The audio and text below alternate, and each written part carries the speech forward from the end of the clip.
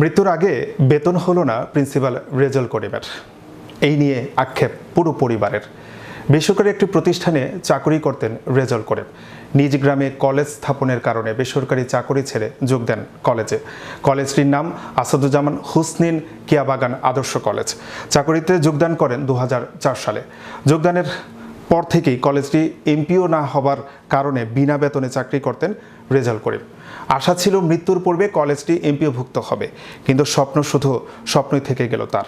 কলেজটি এমপিও হবার আগেই নিয়তির ডাকে সাড়া দিয়ে রেজাউল করিম পাড়ি দিয়েছেন পরপারে। গেল 26 অক্টোবর চিকিৎসাধীন অবস্থায় যশোর সদর হাসপাতালে ইন্তেকাল করেন।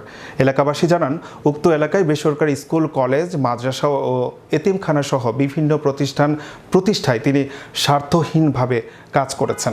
এলাকার বিভিন্ন উন্নয়নে তিনি অগ্রণী ভূমিকা রাখতেন।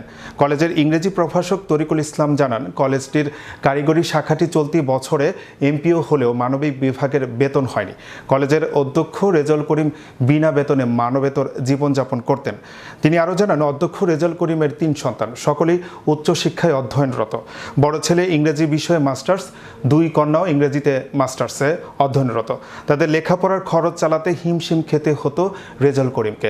স্বজনদের দাবি, সরকারের পক্ষ থেকে নেওয়া হোক যথাযথ ব্যবস্থা। বিভিন্নভাবে লাঞ্ছনা গঞ্জনা তাকে পোহাতে হয়েছে, তারপরেও সে থেমে থাকেনি। তার প্রতিষ্ঠান সে কীভাবে উন্নত পর্যায়ে কীভাবে ডেভেলপ করা যায়, এলাকার সকল প্রতিষ্ঠানে সকল দিকে তার সমানভাবে নজর ছিল।